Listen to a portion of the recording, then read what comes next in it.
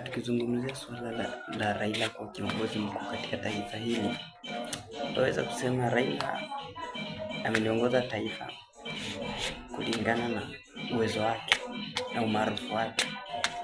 Sasa kifo chake kimetuathiri kama sisi wananchi.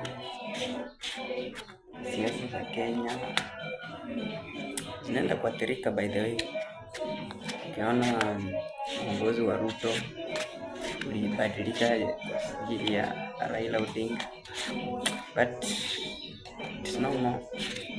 Raila has gone. We need to look for a solution.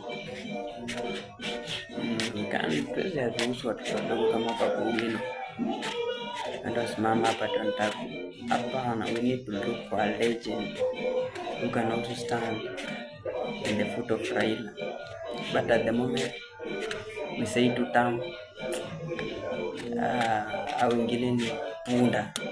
Tuseme ni punda. We can't say that. We can, now that Raila has died, we change our mind now to go to support Riggy. Now who is Riggy? Who is Rigathi Gachagua? That person is nothing.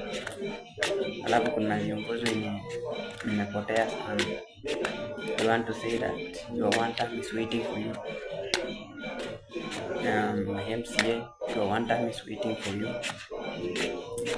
But our president, big up, continue with your work. Let us maintain that pace. Let us construct affordable houses.